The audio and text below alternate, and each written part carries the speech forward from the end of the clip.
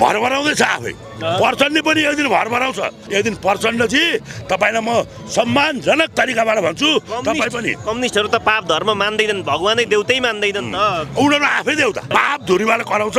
एक दिन प्रचण्डको पनि बेला आउँछ दर्शकवृन्द सरकारले पछिल्लो समय सिफल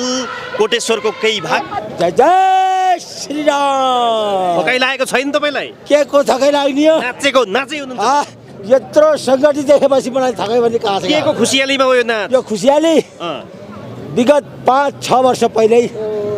मेरो नगरपालिकामा चावडा कुर्सी राख्ने भने एउटा रापरपा भेटिन्थेन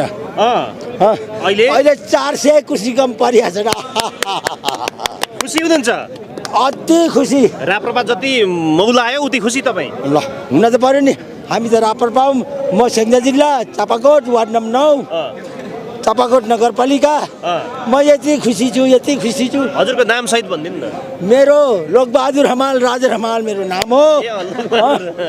अब मेरो जानकारी केही लिन चाहनुहुन्छ नि यी भ्रष्टाचारीहरूलाई मैले जानकारी यी छ पसिनै हुनुहुन्छ यी गीत बजोस् त तपाईँ नाचिहाल्नुहुन्छ अनि यी भ्रष्टाचारीहरूलाई केही बोल्छु अगर त प्रसारण गरिदिनुहुन्छ नि म बोल्छु नत्र भ्रष्टाचारीको विरोधमा यो सरकारको विरोधमा बोल्यो भने अगर तपाईँले रोक्नुहुन्छ भने विरोध गर्न पाइन्छ लोकतन्त्रमा बोल्न पाइन्छ भन्छ बोल्न पाइन्छ के अरे अघि गएर तपाईँले यो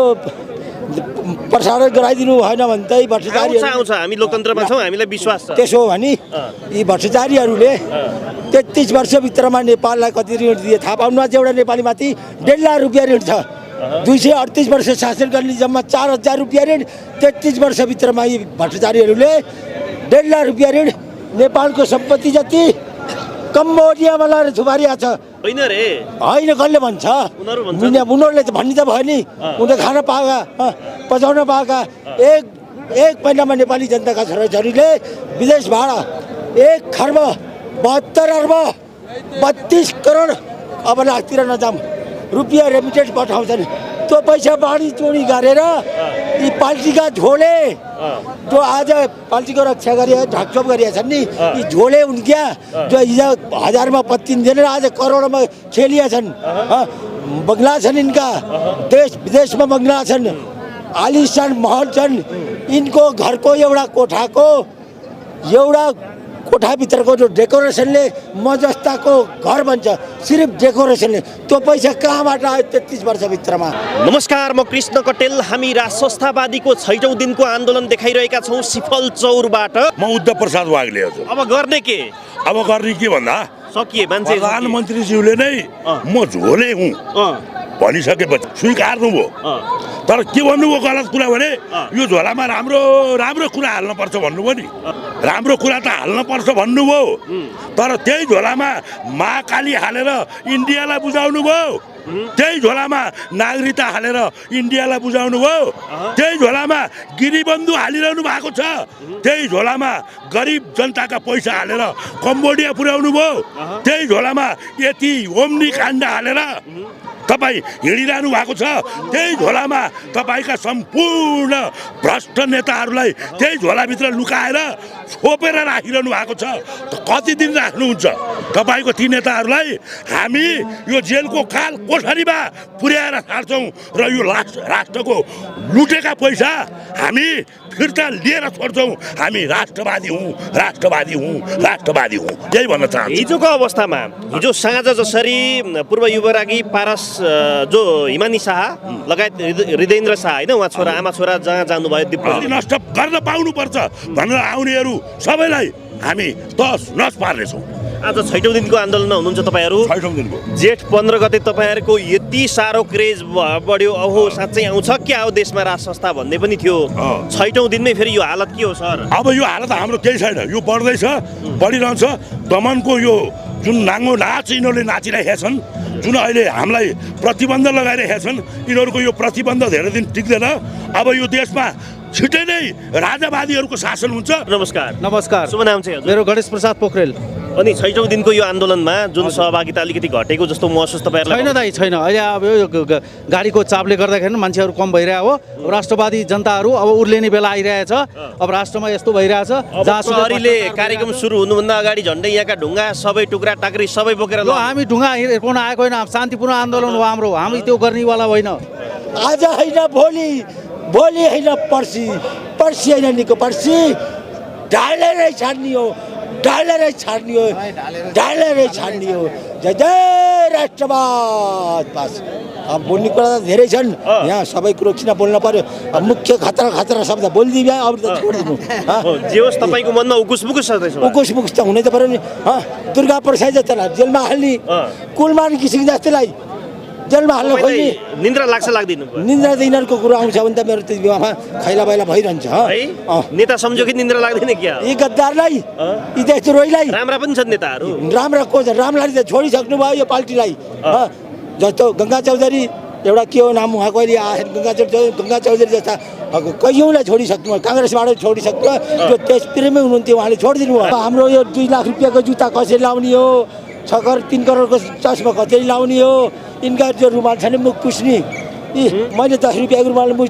पुछिएको छु भने यी गद्दारी देशद्रोहीले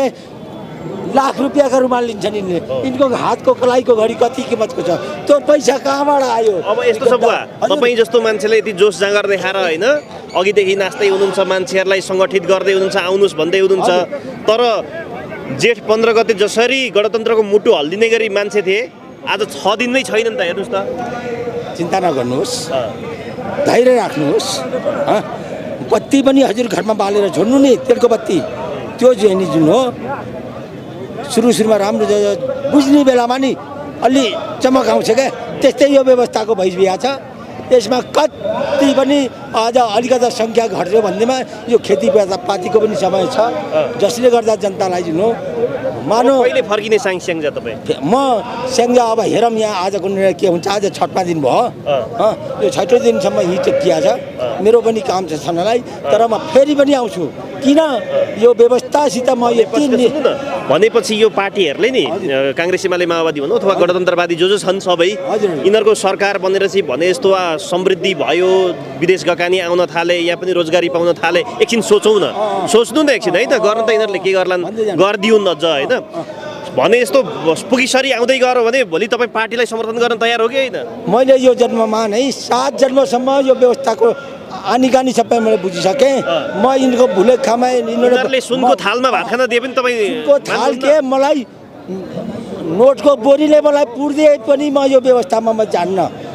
म कुनै हालतमा तर सुन्नु अब दिए भने खाइदिन्छु है किन तपाईँ हामीहरूका छोराछोरीले पठाएको रेमिटेन्स हो दिए भने जति पनि खाइदिन्छु तर दिँदैनन् चिनिया छन् सबैले मलाई जति पनि खाइदिन्छु मलाई पाप लाग्दैन हजुर कसैलाई पाप लाग्दैन है दिन्छन् भने कला छ भने जति पचाउन सक्ने पचाइदिनुहोस् त्यो त भ्रष्टाचार हो नि त किनभने भ्रष्टाचार यिनीहरूले भ्रष्टाचार गरेर त्यो पैसा हाम्रै होइन हाम्रै जनताले तिरेको कर होइन यी गद्दारलाई तपाईँहरूले त्यो पैसा कला देखाएर मिसन 84 को सपना देखिया छन् होला पनि नहोला पनि होइन म ज्योतिष त होइन होला पनि नहोला पनि तर त्यतिखेर आउँछन् भने पैसा खाइदिनु मिसन 84 उनीहरू भन्छन् तपाईँहरू मिसन 82 मा हुनुहुन्छ नै यिनीहरूले त्यो पैसा दिन्छन् भने कला क्षमता छ भने देखाएर मध्यविचार 1000 वर्ष 500 वर्षमा 1500 वर्ष भने लाखौँ रुपियाँ खाइदिनु तर यिनीलाई भोट नदिनु कति पाप लाग्दैन गद्दारलाई भोट दिनु पनि बल्ल पाप लाग्छ न त लाग्दैन यहाँ चाहिँ कहाँदेखि आउनु बोला त हजुर जिल्ला रौतहट क्षेत्र नम्बर 1 दुर्गा भगवती गाउँपालिका वार्ड नम्बर 1 पिपरा बजार हाम्रो नाम नन्दलाल साह भगती उर्फ लाल बाबा कति लामो ठेगाना तपाईँको हजुर तपाईँको ठेगानै लामो रहेछ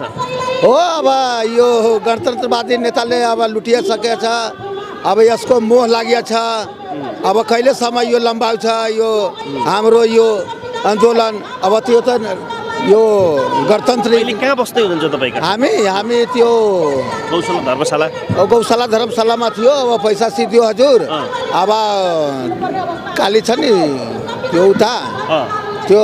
एउटा धर्मशाला छ सरकारी बनकाली धर्मशालाको उता बस पार्क छ नि बरपास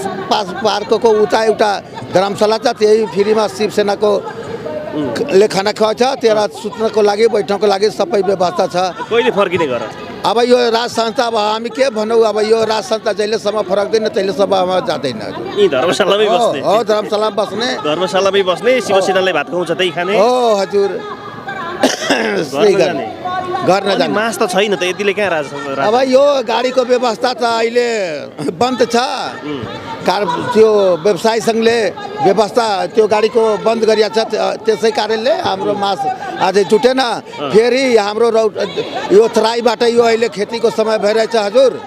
अब बिउ छर्ने समय आइसक्यो फेरि अब यही भएर खेती गर्ने घर जाने होला नि त